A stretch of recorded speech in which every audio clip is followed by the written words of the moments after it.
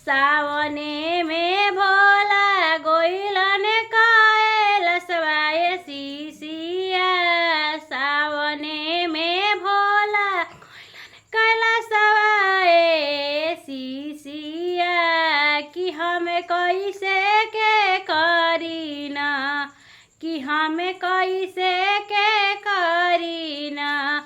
शिव गुरु के पूजनवा कैसे के करीना। शिव गुरु के पूजनवा कैसे के करीना। सारे सावन होला रे उनु के पूजाई। तनिको न सूझ से भोला हमनी के दया। तनिको न सूझ से भोला हमनी के दया। कगवा के लिहले भोला गोइलन कैलसवाए शिशिया।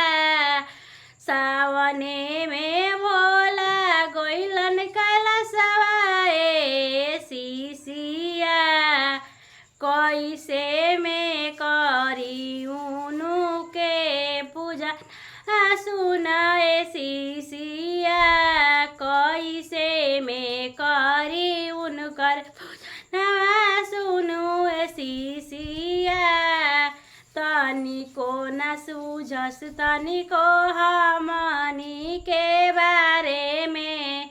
खाली भोला रहेलन भंगिए धतुरवे में। खाली भोला रहेलन भंगिए धतुर में। तनी सदयवा दे दी रउआ सुनिए भोला जी। सदयवा रउआ तनी दे दी भोला जी। हमें कैसे के करीना, हमें कैसे के करीना।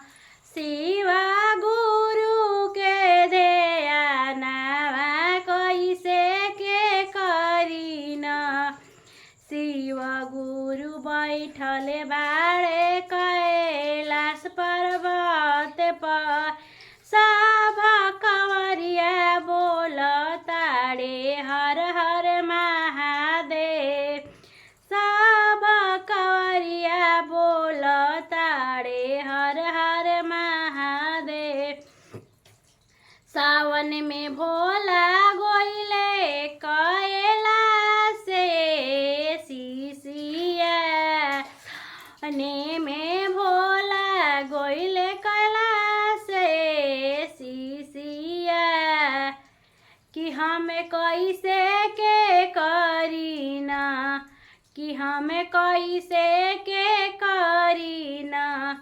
भोले बाबा के पूजनिया हमें कैसे के करीना। कि सावने हे भोला पजलवा हमें कैसे के चढ़ाईना। सब कंवरिया भोले बाबा दर्शन करता। भोला न सूझस तनिको हमनी के बारे में। सबको हर हर महादेव।